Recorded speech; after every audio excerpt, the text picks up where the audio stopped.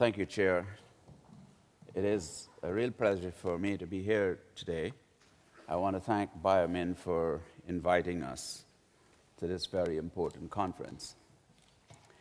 If I were to fall asleep at the podium, you should blame it on the 6 hours time difference, to which the Australians would say that's nothing.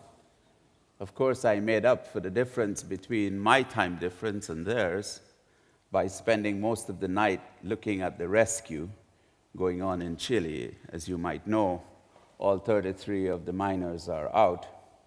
And for us, from a development agency like the World Bank, it demonstrated Chile coming of age, good governance, growth, development, a country that is really forging ahead with dealing with poverty and development for the rural poor.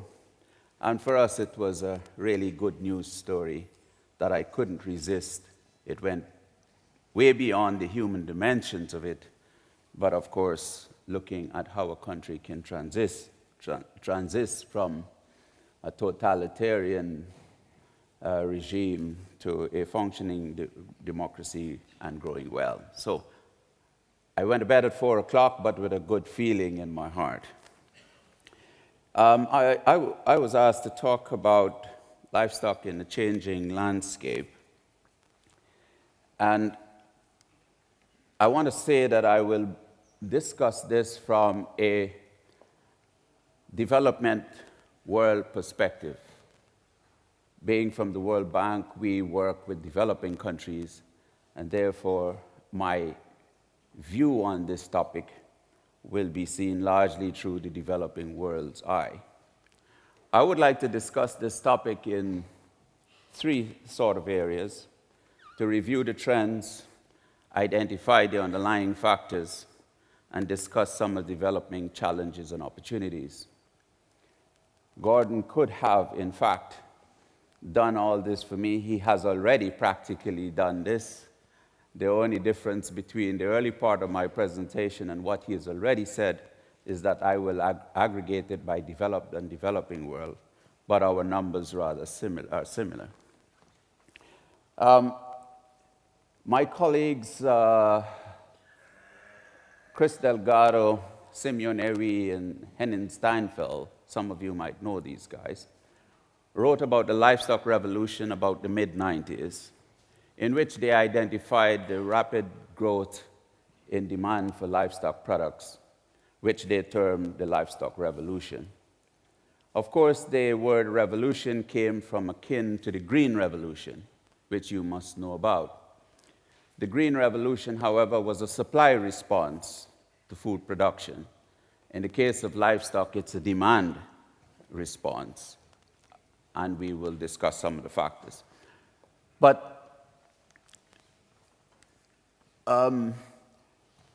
since their publication of the 90s, if we look at what happened since then, you will see that livestock product consumption continued to grow and grow rapidly. You can see that driven largely by pork and poultry in East Asia, demand has sped along. And for milk, it has been largely South Asia. So the developing countries are the growth poles for livestock consumption. If you were to look at this, you will see that livestock products are growing faster than the traditional cereals, the main roots and tubers and cereals, which are the mainstay of agriculture. So animal source foods are growing and growing much, much faster than basal foods. Sometime about the mid-90s, the developing countries overtook the developing ones in terms of aggregate production of animal products. And as you can see, that consumption is not uniform. It is largely driven by Asia, as I said, for East Asia for meat, poultry and pork mostly, and South Asia for milk. The growth in Africa has been relatively small, and for a number of reasons, some of which I'll come to later, but which we hope will pick up over time. Animal source foods have been shown to be very important, not just as a diversification in the diet, but certainly important for cognitive development, particularly of young kids. So we would like to see Africans consuming more protein, particularly animal source foods.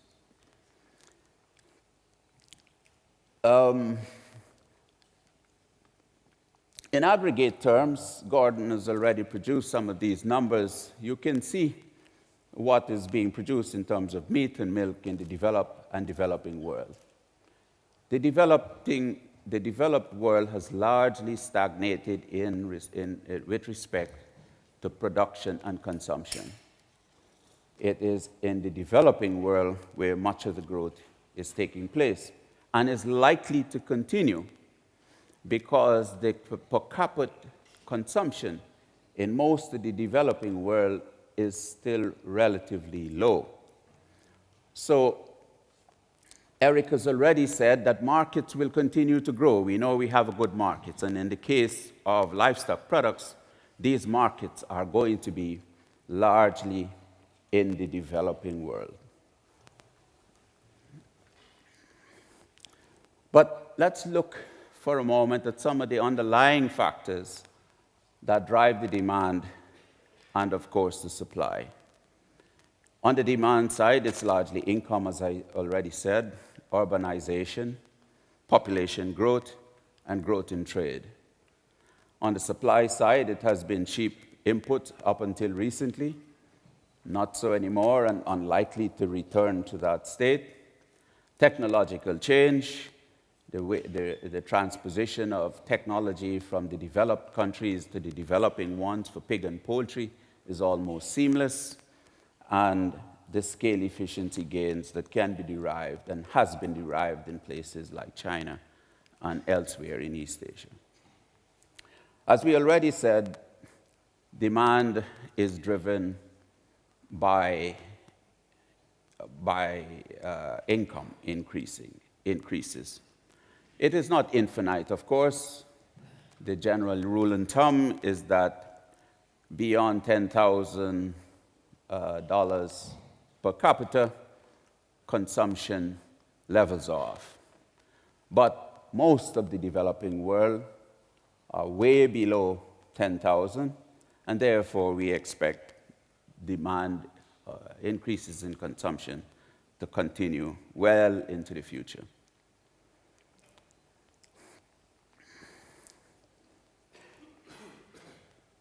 In response to this very big demand pull, trade has been meeting some of the slack. However, although trade in meat and milk is very large, $85 billion a year, it is only 10% of agricultural trade. And it's largely driven by poultry and pork, but poultry dominates, as Gordon has already said. However, trade is only 10% of total livestock consumption. That means that local markets matter very much. Whilst we talk a lot about trade, local markets matter most because 90% of the livestock products which are consumed are produced in the countries where they are consumed. So getting smallholders and others in those countries competitive is certainly very important. In terms of net imports and exports, you can see that Asia, with the large consumption drive, has a net importation. Africa as well, even though per capita consumption is low, but there are places where there are positive trade balances. You can see the numbers here as to who are the big drivers in the exporting and importing areas. The story for milk is largely the same, driven by South Asia in this case, and we expect this trend to continue well into the future. But more recently, there have been considerable price volatility brought about largely by volatility in the price of cereals. You will recall that there was a food price crisis starting in 2008, subsided somewhat in 2009.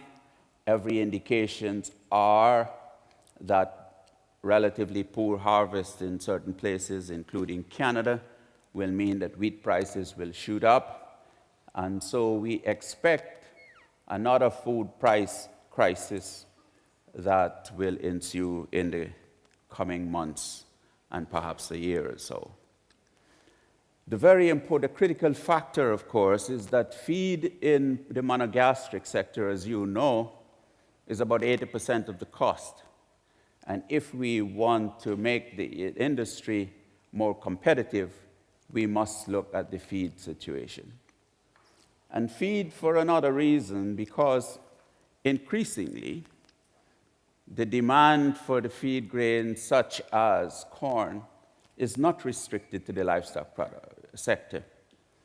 Population is growing, and demand for food is going to double by between now and 2050. So the demand for cereals, the demand for some of the feed grains that go into the livestock sector will come under increasing pressure from food, and that will create a bit of a war, if not a negative impact on the livestock sector, as has already been the case in 2008, when many said, stop feeding the livestock so we can feed people. A good investment for many would be to look at alternative feed sources so that we can begin to substitute corn for other feed grains for corn. And I wonder, those of you who are in the milling and nutrition business, whether commodities such as sorghum and millet should not be brought into the feed arena. But growth will not continue at the same rate for the livestock in the livestock sector. We expect things to slow down a little bit. Even so, you can see that livestock will still be leading in terms of consumption.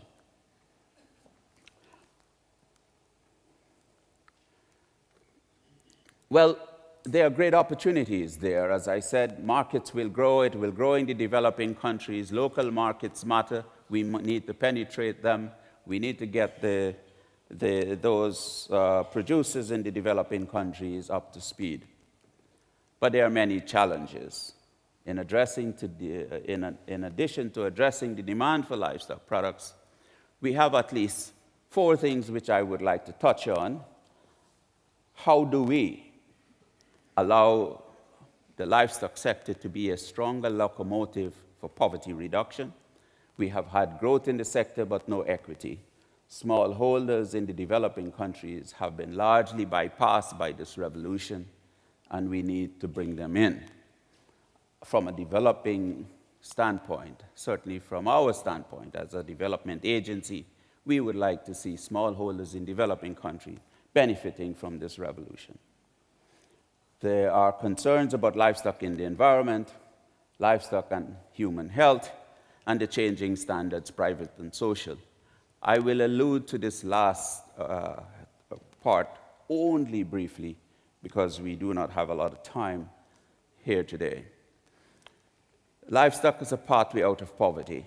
Why is this important to us? We must remember that 75% of the world's poor, there are about 1.2 billion people living on less than $1 a day, most of them in the developing world, 75% in the rural areas, and most of them depend part of their income. So getting these smallholder livestock producers involved in the revolution is key. The challenges for doing that are, of course, enormous. A number of policy implications, how to invest appropriately, and how to link them to markets. Here are some of the policy issues that must be confronted as we plan in developing countries about how to do this well. I put the feed in bold because if we want to improve the competitiveness of smallholders in developing countries, we should look at indigenous feed sources. But there are a whole host of other issues which must be tackled. Environmental regulations, policies on animal disease, market access, biofuels, the diversion of maize into biofuels, and so on and so on. We have to have a good and appropriate policy mix if we would like to bring these smallholders into contention. But we should remember numbers like these. 600 million pigs, 2/3 of the global, are in Asia. 600 million cattle, 1 billion sheep, 10 billion poultry.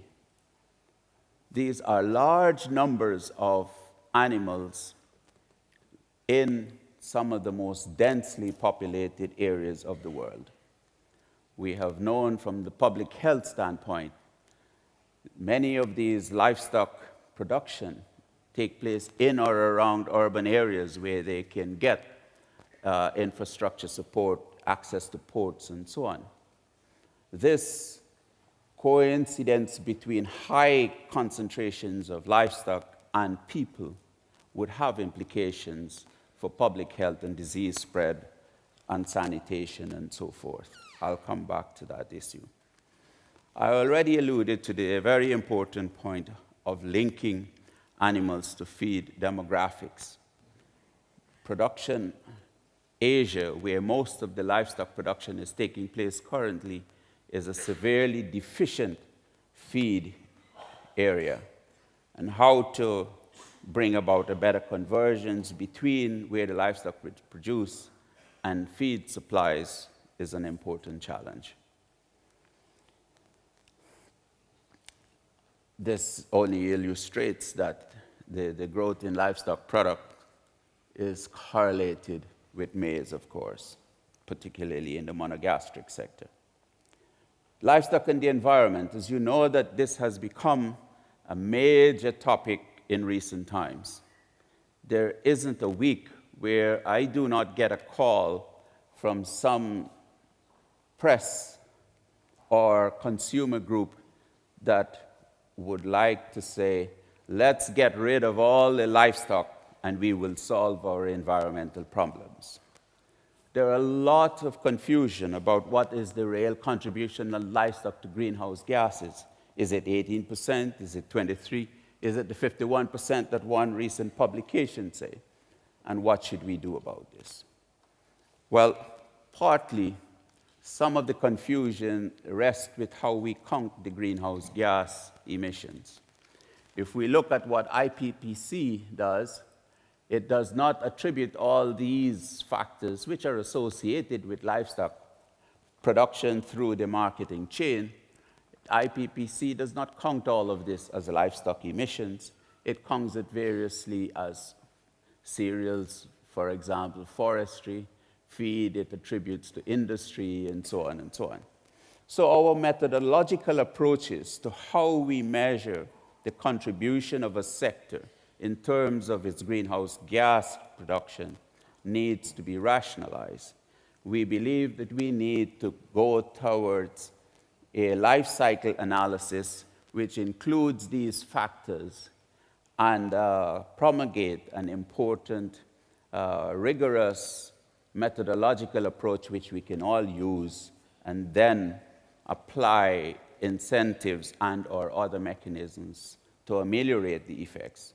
What we do know is that livestock is a significant contributor, and we need to respond to that challenge. We need to reduce the footprint of livestock, and how we do that is going to become an important challenge for public as well as private investment. Livestock and human health. Everyone who's heard me speak in the last year has seen this picture. All I want you to get from this is that the disease demographic is quite large, it's quite dense around the world.